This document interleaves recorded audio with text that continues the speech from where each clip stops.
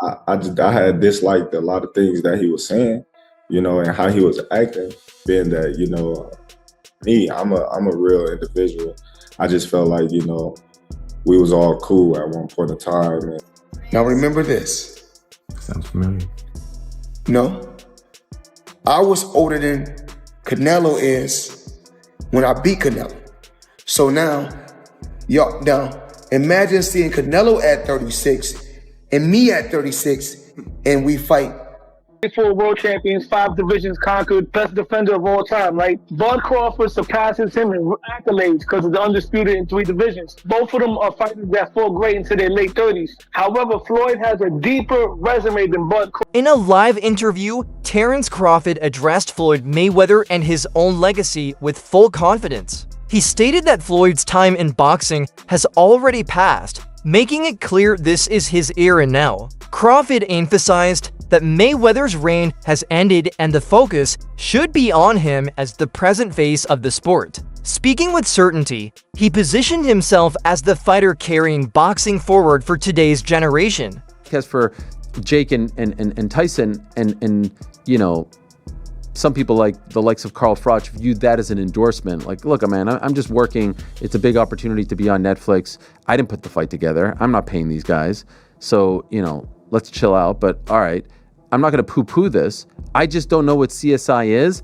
And the way it was presented made me think that there was like a secondary press release to come, that they'll be involved in like some sort of like virtual boxing thing. Like, it just didn't seem real.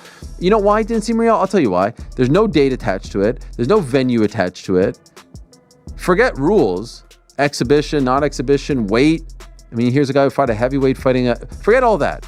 These things can get figured out, the fine details. The fact that it was announced, why announce something with no date or location attached to it? What's the point? Unless you're just trying to get people excited and trying to get them, trying to get some investors or something like that. But maybe also testing the waters. If the response was overwhelmingly positive, maybe you go, okay, we move forward. If the response is muted or negative, maybe you go, okay, we're not going to actually do this. You lob it out there as a way to poll the public, and then make an adjustment. So you don't think it happens? I do not think it happens. I just don't think there will be enough interest. I know they have huge name value. There's zero, after the last performance by Mike Tyson against Jake Paul, I don't think there's going to be interest in seeing Mike Tyson do that again. Floyd Mayweather reminded fans that he also schooled Canelo Alvarez when he was already older than him, proving his skill and experience. He argued that Crawford beating Canelo should not be seen as such a massive accomplishment since both of their standout victories came against the same opponent. For Floyd, this highlights that his win remains the greater achievement, and Crawford's triumph does not place him above Mayweather's legacy. Canelo is a hell of a fighter. Mm-hmm. He's a hell of a fighter. And everyone is now saying that he's not the same fighter. He's not looking the same. Now remember this. Sounds familiar. No. I was older than Canelo is when I beat Canelo. So now imagine seeing Canelo at 36 and me at 36 and we fight. And now what y'all gonna say? Well, now he got what? I don't know how many fights he got. Some analysts argue that Terence Crawford cannot yet be compared to Floyd Mayweather because he lacks the flawless 50-0 record Floyd proudly holds. They believe that to truly surpass Mayweather's greatness, Crawford must do more than simply beat opponents like Canelo Alvarez. One suggestion often repeated is that Crawford should move up in weight and take on David Benavidez, a dangerous and physically imposing fighter. Beating Benavidez would not only prove Crawford's fearlessness, but also show he can conquer an opponent many consider one of the toughest challenges in boxing today. Without such a victory, experts insist Crawford will never be remembered on the same level as Mayweather despite his current achievements. You look at Floyd's record, right? Floyd's legacy is 50-0, 24 world champions, 5 divisions conquered, best defender of all time, right? Bud Crawford surpasses him in accolades because of the undisputed in 3 divisions. Both of them are fighters that fought great into their late 30s. However, Floyd has a deeper resume than Bud Crawford, but both of their best wins are Canelo Alvarez. Canelo was a younger, greener Canelo when Floyd beat him. Bud beat an older, slower, but more seasoned Canelo. Now, Bud's not going to surpass Floyd because of the record. He's not going to make 50-0.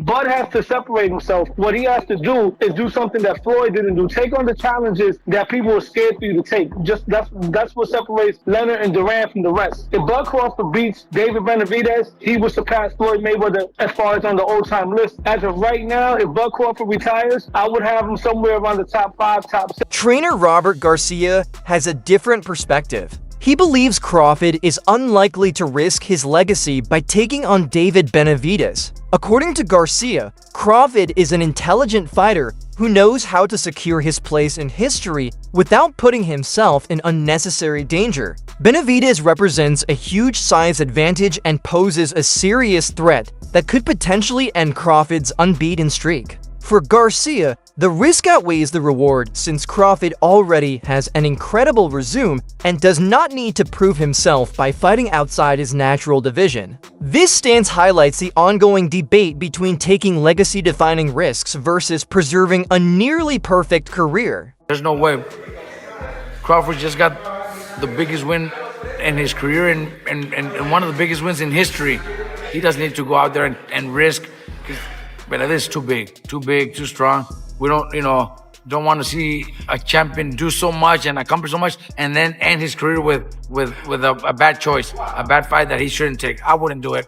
Jeff Mayweather, the uncle of Floyd, also shared his view that while Terence Crawford clearly outboxed Canelo Alvarez, it should not be seen as the ultimate measuring stick. He pointed out that Canelo was not the same fighter he once was, noting Alvarez no longer landed punches with the same sharpness or power. Jeff explained that before this fight, many doubted Crawford and criticized his level of competition. But even after defeating Canelo, some still downplay his achievement. According to Jeff, the victory was impressive but must be measured with context. Since Canelo was not at his absolute prime, the win does not automatically elevate Crawford beyond all criticism.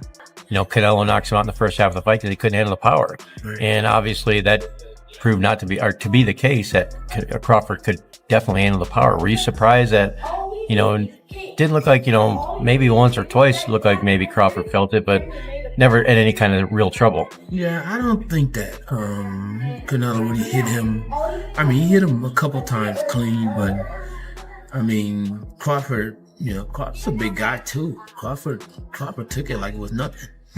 You know, I mean, and he hit Canelo a few times. I mean, and you know, and Canelo took it as well. So I mean, basically, at the end of the day, I mean, they both took, you know, decent shots from each other, but Crawford just didn't get hit as much as Canelo did. Mm-hmm. Do you think that was, a case of, you know, you can't, you know, Canelo's a guy that's not out there throwing huge combinations, that he's, you know, more of a, you know, punch at a time kind of guy, you know, and that's not going to work against someone as slick and talented as Bud Crawford. Yeah, I agree. I mean, basically, Canelo was looking for just one big shot, trying to land a big shot on Crawford, but Crawford wasn't having it.